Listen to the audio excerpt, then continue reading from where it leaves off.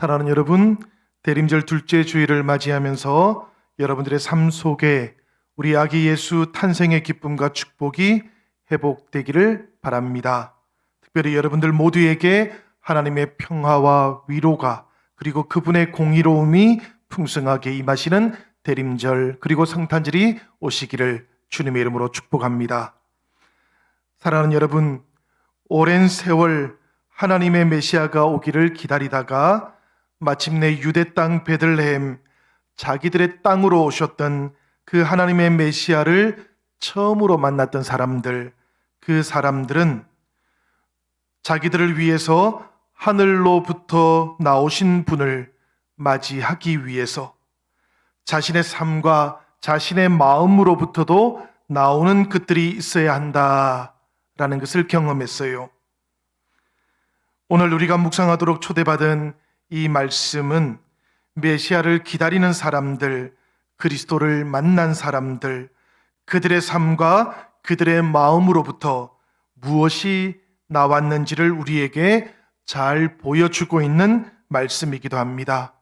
무엇이 나왔던가 하면 바로 놀라움이 나왔고요, 기쁨이 나왔고, 그리고 희망이 그들의 삶과 그들의 마음 속에서 나왔습니다.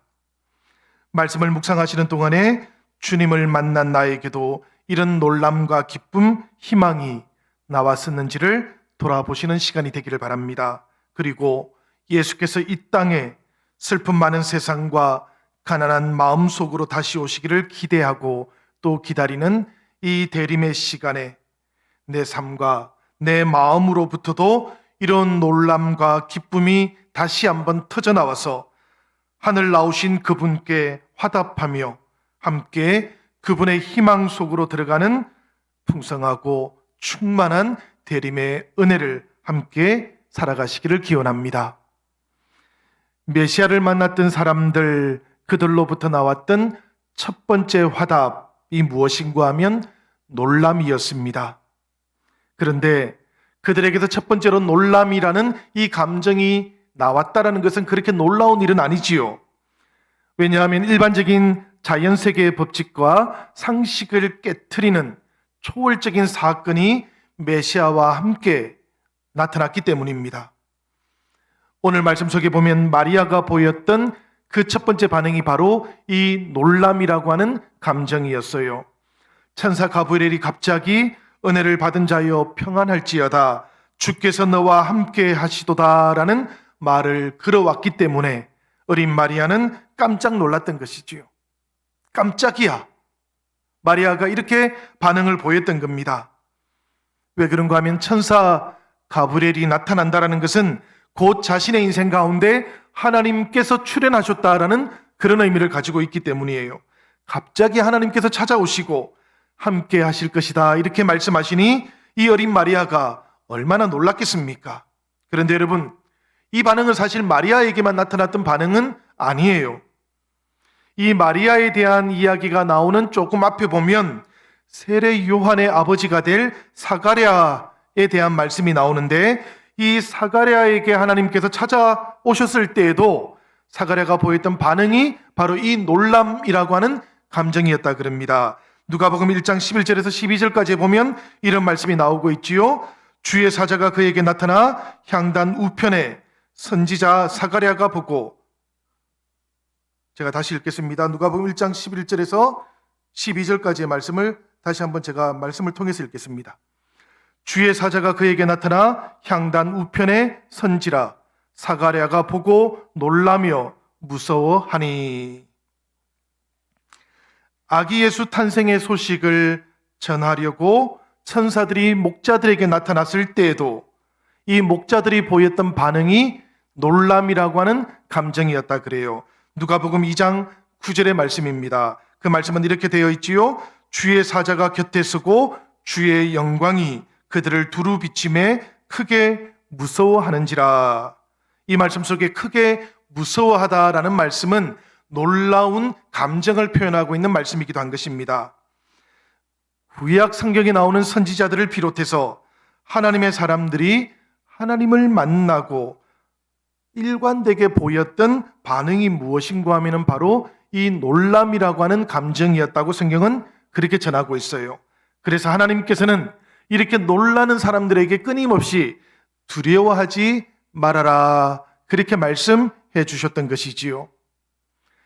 이런 반응들을 생각해 보면 하나님의 임재를 향해서 나아가고 있는 예배의 자리, 특별히 메시아의 임재를 향해서 나아가고 있는 이 대림절 예배에서 우리 각자로부터 나와야 하는 첫 번째 반응, 그 첫 마음이 무엇인가 하면 바로 이 놀람의 감정이라야 하겠다라는 그런 생각이 듭니다.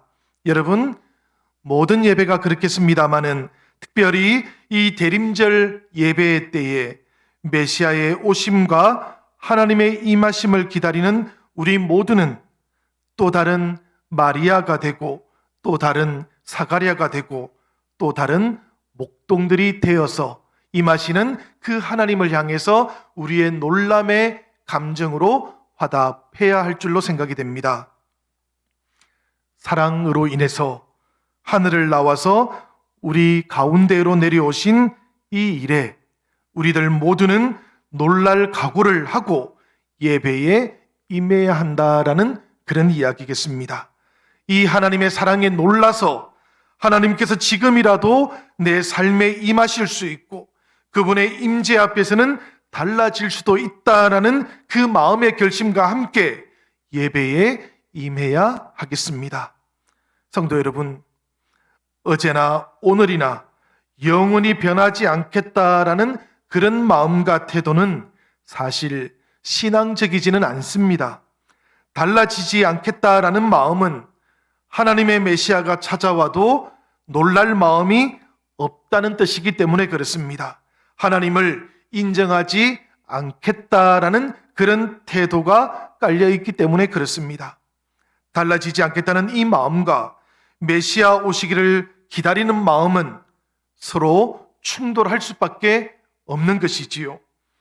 하나님의 메시아가 이미 내 삶에 임하셨고 이 금년 대림절에도 나의 삶에 임하시기 원하신다는 이 하나님의 사랑하신다는 소식 앞에서 마음 깊은 곳에서부터 놀람의 감정이 다시 솟아나오는 그 성령의 인도하심이 여러분들과 함께 하시기를 기원합니다. 그리고 이 놀람과 함께 더 새로워지고 한 걸음 더 주님께로 가까이 나아가겠다라는 그런 결심도 성령의 도우심을 따라서 이 시간에 고백하실 수 있으시기를 주님의 이름으로 축복합니다.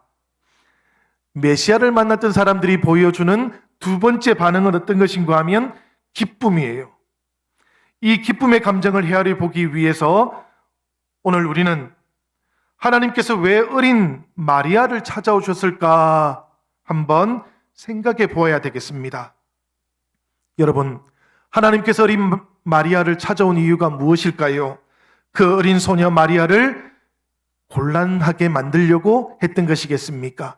어린 마리아를 곤란하게 만들어서라도 하나님께서는 자신의 영광만을 보여주시려고 했던 것이겠습니까? 둘 다 아닙니다, 여러분. 누가복음 1장 46절에서 55절까지를 보면 마리아가 불렀던 노래가 나오고 있는데요. 그 중에 한 구절 1장 48절에는 마리아가 이렇게 노래하고 있습니다. 그의 요정의 비천함을 돌보셨습니다. 보라, 이제 후로는 만세에 나를 복이 있다 일컬으리로다. 하나님께서 마리아를 찾아오신 이유가 여기에 분명하게 나오고 있는 것이지요. 하나님께서는 마리아를 참된 진리와 생명, 축복으로 인도하기 위해서 그 마리아를 찾아오셨던 것입니다. 그렇기 때문에 하나님의 찾아오심이 마리아에게도 그리고 모든 사람들에게도 기쁨의 소식이 되었던 것이지요. 성탄절에 주의 천사가 목자들에게 이렇게 말을 했습니다. 내가 온 백성에게 미칠 큰 기쁨의 좋은 소식을 너희에게 전하노라. 여러분, 그런데 하나님의 메시아가 이스라엘 백성들에게 오늘 우리들에게 오시는 것이 왜 기쁨이 되는 소식이 될까요? 이것은 메시아께서 오실 것이다라는 그 소식만으로도 이스라엘 사람들은 이미 다시 한번 희망을 가질 수 있기 때문이었습니다. 우리가 구약의 성경을 통해서 살펴보면 이스라엘 백성들은 다윗과 솔로몬 이후에 오랜 세월 동안 분단과 식민의 세월을 거쳐야만 했어요. 그때 하나님께 대해서도 그리고 주변국 사람들에 대해서도 이 이스라엘은 오욕과 수치를 뒤집어 쓴 나라가 되고 말았습니다. 불의한 군왕들은 하나님의 뜻을 선포한 예언자들을 수도 없이 죽였고 역사 속에 임하시는 여호와의 빛을 더 이상 볼 수 없는 세월들이 한없이 이어져 가는 것만 같이 느껴졌어요. 그때 이스라엘은 흑암에 앉은 백성이라는 조롱을 받았고 사망의 땅과 죽음의 그늘에 앉은 사람들이다라는 그런 수치를 당해야만 했다고 합니다. 이런 세월이 오랫동안 지나가면서 이스라엘 역사 속에서 그들의 군왕들과 귀족들에게서 소망을 보는 일은 마치 처녀가 아이를 잉태하는 것처럼 불가능하게 여겨지고 말았습니다. 마리아 같은 목동 같은 백성들은 그래서 헤롯과 그 헤롯을 위해 존재하는 제사장들로부터 꿈을 꾸는 대신에 바깥 세상 바깥 하나님의 때가 임하기를 꿈꾸며 기다렸던 것이지요. 이 세상으로부터는 소망이 올 수 없기 때문에 세상 바깥인 하나님으로부터만 소망이 움트오기를 기다렸다라는 그런 이야기입니다. 그러니까 메시아를 기다리는 사람들이라는 것은 역사로부터 꿈을 꾸는 대신에 하늘에 대한 꿈을 꾸었던 사람들이다라는 그런 이야기입니다. 이 세상으로부터 꿈을 꾸는 대신에 하나님으로부터 오는 꿈을 꾸는 사람들이 바로 메시아를 기다렸던 사람들이다라는 그런 이야기이겠어요. 예수님 오시기 전에 갈릴리에서 사마리아에서 그리고 유대 땅에서 살아가던 사람들이 매일매일 꾸었던 하늘에 대한 꿈 속에는 여러분 역사로부터 꿈꾸는 것을 포기한 사람들의 절망이 함께 담겨져 있었습니다. 절망 때문에 꿈꾸는 사람들에게는 기대하되 기다리되 기대하지 않는 이율배반이 그 마음속에 자리 잡고 있다 그럽니다. 기다리기는 하는데요, 기대하지는 않는다는 것이지요. 기대한다면 그들은 절망하지 않았을 것이기 때문입니다. 절망했음에도 불구하고 기다리는 것, 이것이 이스라엘 백성들의 모습이었다라는 그런 이야기입니다. 그들의 기다림 속에는 기대가 없었어요. 기대하기 위한 것이 아니고 하루하루 그저 살아내기 위한, 절망을 버텨내기 위한 마지막 끈 같은 것, 이것이 이스라엘의 기다림이었다라는 그런 이야기입니다. 그런 마리아에게, 그런 목동들에게, 그리고 그런 사가랴에게, 그런 시므온과 안나들에게 꿈꾸되 이루어질 것이라고는 기대되지 않았던 소식이 어느 날 갑자기 임했던 것이지요. 역사로부터는 꿈을 꿀 수 없기 때문에 하늘을 꿈꾸었던 사람들에게 하나님께서 예수로 오셨다는, 하나님께서 역사 속 현실로 오셨다는, 꿈이 현실이라는 그 믿기지 않는 소식이 전해지게 되었던 것입니다. 그래서 메시아가 오신다는 소식은 처음에는 놀람이었고요, 그 다음에는 그들에게 기쁨의 소식이었던 것입니다. 사랑하는 성도 여러분, 메시아이신 예수 오심이 기쁨의 시작입니다. 예수께서 그리스도로 임하시는 곳에 인생의 무기력함이 생명력과 변화로 약동하게 되는 이유도 메시아께서 기쁨이 되기 때문인 것입니다.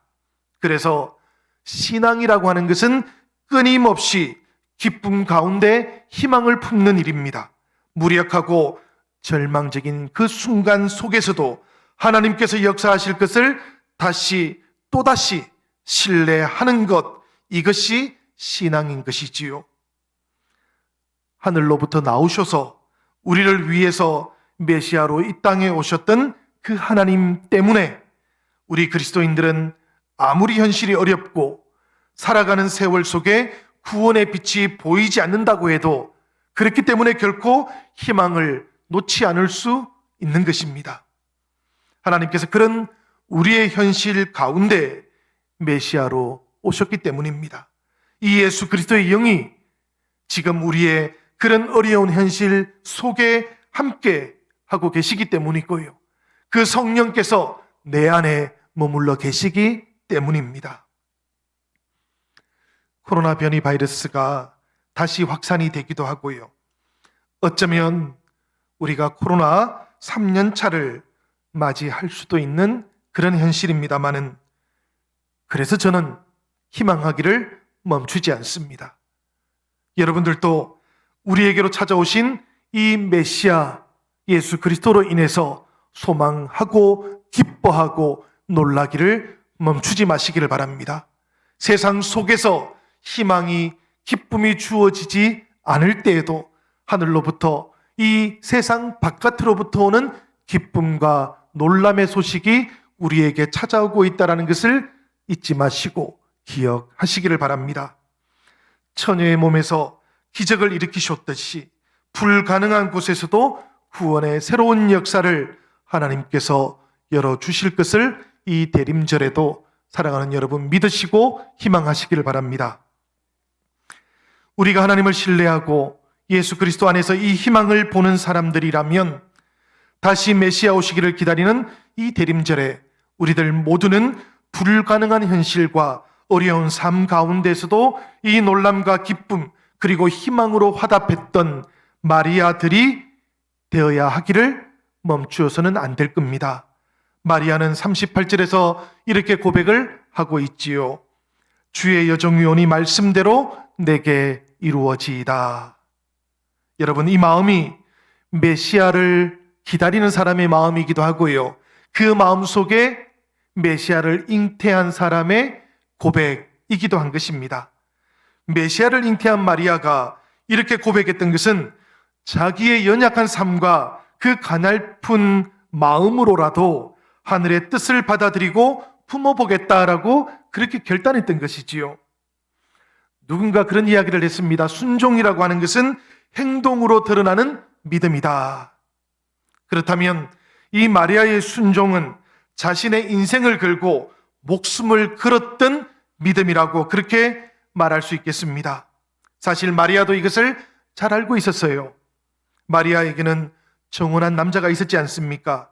그래서 임신한 사실이 알려지게 되면 그 당시의 유대법으로 돌에 맞아 죽음을 당할 수도 있었고, 그렇지 않다 할지라도 수치를 당하게 될 것이었습니다. 마태복음에서는 그렇기 때문에 요셉이 비밀리에 파혼하려 했던 것을 요셉의 착한 성품 때문이다라고 그렇게 표현하고 있기도 한 것이지요. 마리아는 자신의 순종으로 인해서 자신의 인생에 어떤 일이 펼쳐질지 잘 알고 있었습니다. 그러나 그럼에도 불구하고 하나님의 뜻이라면 받아들이겠다고, 하나님의 뜻이라면 품어보겠다고 그렇게 결단했던 겁니다. 마리아의 이 믿음과 마리아의 이 결단이 여러분 무모하게 보이십니까? 무모한 믿음, 무모한 결단처럼 보이십니까? 그렇게 보이신다면 여러분은 이 마리아의 믿음을, 이 마리아의 마음을 잘못 헤아리신 겁니다. 마리아의 순종이 무모한 것처럼 그렇게 여겨지신다면 기독교의 믿음이라고 하는 것도 사실은 잘못 알고 계시는 것입니다. 마리아의 믿음과 성경이 우리에게 전하고 있는 믿음이라고 하는 것은 언제라도 하나님에 대한 부분적인 신뢰를 가지는 것을 의미하는 것이 아니고 전적인 신뢰를 가지는 것을 의미하기 때문입니다. 여러분, 우리가 믿는다고 한다면 하나님께 우리의 모든 마음이 다 맡겨지는 것을 의미하는 것이지, 어떤 것은 믿고 어떤 마음은 믿지 않는 것, 그 부분적인 믿음을 의미하는 것이 아니기 때문이에요.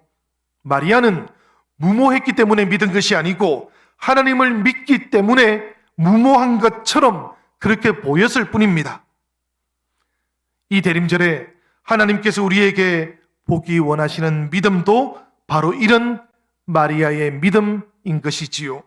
하나님께서 이 대림절에 찾으시는 믿음도 바로 이런 전적인 믿음에 기초한 순종인 것입니다. 왜 그런가 하면 바로 이 순종을 통해서 구세주가 탄생할 수 있었기 때문이에요. 이 순종을 통해서 어린 마리아를 통해서도 하나님께서는 자신의 뜻을 이루어 가실 수 있었기 때문입니다. 그렇기 때문에 대림절에 하나님께서 우리를 향해서 믿음을 찾으신다면 바로 이런 전적인 믿음을 기대하시고 찾으시는 것이지요. 예수 그리스도 그분께서 하늘로부터 나오셨던 것처럼 하나님께서는 우리에게서도 나오는 것을 기대하십니다. 그 나오기를 기대하시는 믿음이 있다면 그것은 바로 부분적인 것이 아니라 전적으로 하나님을 믿는 그런 믿음이 우리에게서 나오기를 기대하고 계시는 것이지요. 사랑하는 여러분, 대림절 둘째 주일에 이 마리아의 전적인 믿음을 따라서 배우며 결단하는 우리가 되면 좋겠습니다. 그런 우리들 순종하는 마음속에 메시아 오심의 기쁨과 감격이 체험될 것을 저는 확신합니다. 우리 안에 이런 순종이 있고 이런 믿음이 있어야 이 대림절의 기대가 그저 한갓 기대로만 끝나는 것이 아니고 체험되는 기다림이 될 수 있는 것이지요.